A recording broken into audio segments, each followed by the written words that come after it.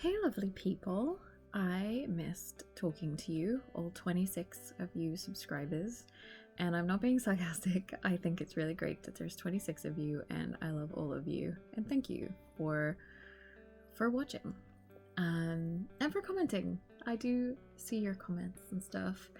I thought since I haven't been around for a little bit, I had some personal stuff going on, but I'm back, and I thought I'd kind of start with a bang. So this video, we're talking about Jaws from 1975. This was Steven Spielberg's, I guess his first big hit movie. So before that, he had done a great movie, I'm pretty sure it was made for TV, called Duel, D-U-E-L, in case my accent's throwing you off. That is about a man versus a truck, and it's quite like a good movie. It's very kind of intense. It's based on a Richard Matheson screenplay. Some of you might know Richard Matheson if you kind of like your scary stuff. He's written some good books, and it's from 1971, so that kind of came before this, and that was where he was able to kind of show what he was capable of. But this was the first time he had this kind of budget and studio backing and that kind of thing. So the movie is based on the novel by Peter Benchley, which was a kind of a blockbuster book. If you can, do they say blockbusters when it comes to books? You know what I mean. So it's the story of Sheriff Brody, who's played by Roy Scheider.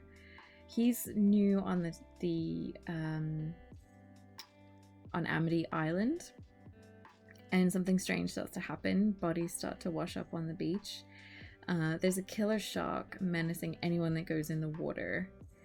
But summer is like the boom time when everyone makes the most money. So businesses don't want to close down the beach, and the mayor of Amity Island is kind of like the figurehead of that, of saying like, no, just ignore it, it's gonna be fine. So they don't want to close things down, and Brody's hands are kind of tied. He's maybe a little bit unsure of himself, so in the end he's one of three men that take matters into their own hands. The other is Quint, which is like the best old sea dog name. He's played by Robert Shaw, and Richard Dreyfuss as Hooper is a marine biologist, so he knows his fish. So as I was saying, this is kind of Spielberg's first like hit movie, and this one had, as I said, studio backing. So this is like, by that I mean they poured a lot of money into this, and they created like an advertising like buzz so that people were lining up to see this film before, everyone was like, I can't wait to see this, when's it coming out, so yeah, this kind of created the big summer blockbuster that we all kind of know now. Like, you expect things to come out in summer that are big and expensive. So yeah, this was where that kind of came from. And it's funny, this film was big in its time. Like, I think everyone knows it now, especially that John Williams kind of dun dun dun dun, the score, the music. But yeah, I mean, it was huge. I know people who are afraid to swim in the ocean because of this film, and this film came out in 75. Like, that's way before I was born. Yeah, so I think one thing about this that's kind of just an interesting point is that being adapted from a book, I feel like that's kind of a Spielberg special trait. Like, he's very good at doing that. So Schindler's List, Jurassic Park, there's others, like, they're all adapted from books. And I think book adaptations can be difficult, so it's a skill, So yeah, I think he's good at balancing music and spectacle. So this has like the shark and, like I said, like that music cue when you know the shark's nearby. Like that's all really well done. But what makes this film kind of more lasting, I think, is the little moments that kind of draw you into the characters' lives. So people in his films aren't really too one-dimensional, or too kind of stock in type, or even just like Hooper has his gadgets and he's kind of this marine biologist and he's all keen and young, and then Quint has his old sea dog stories and he lives in this crazy kind of house with all this like old school fishing equipment. And the sheriff has these moments with his family where you see that he cares, or he's struggling to decide how he wants to approach the problem, or that kind of thing. So I think that's something that Spielberg does really well, and I think it's what elevates this film and keeps you invested. I have to say, actually, I don't get jump scared very easily, just because I watch so many like spooky movies and stuff like that. But this movie, it actually gave me a jump scare, and I've seen it before, so I don't know if that says something, but I just thought that was pretty good. It wasn't like a cheap jump scare. There's a moment where Hooper's underwater and something pops out at him, and it just got me. It's a genuinely scary film. I do find the boat trip, if you've seen it, you kind of definitely know what I'm talking about. It's towards the sort of last third of the film. The three guys are on a boat, and I just find that bit a little bit long, if I had to criticize this film. But I love the beach town and the 70s vibe, especially the sheriff's wife. She has a real 70s look, and some of her clothes are just like amazing. And the shark is used really well. If you kind of get a good look at him, he's not a very believable shark, but because of that, Spielberg kind of hinted at the shark a lot more.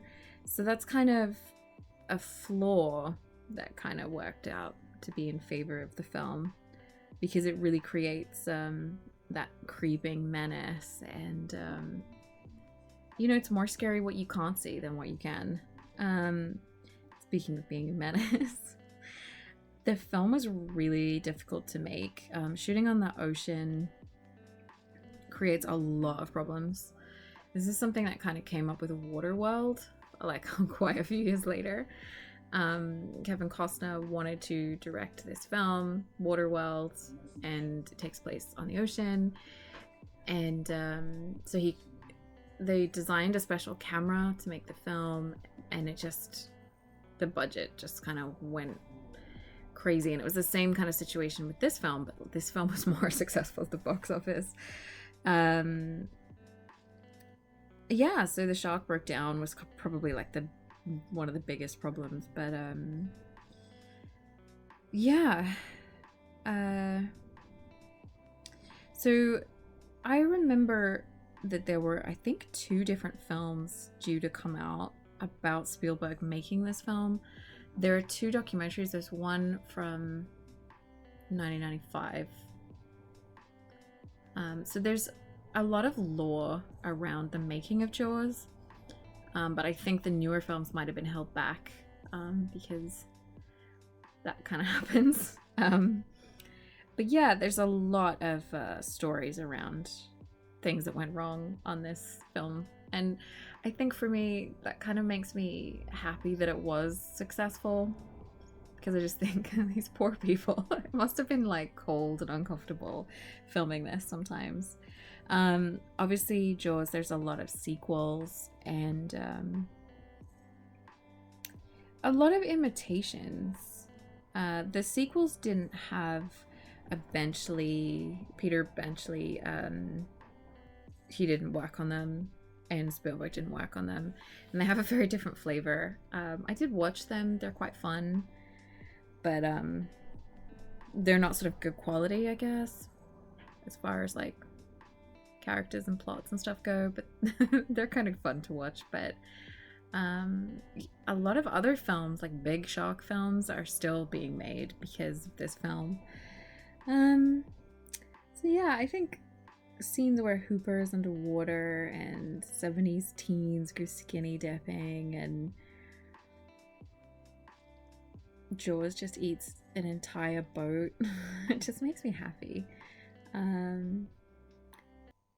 Yeah, and of course there's that famous crash zoom, which is where the oh god, this is gonna be hard to explain.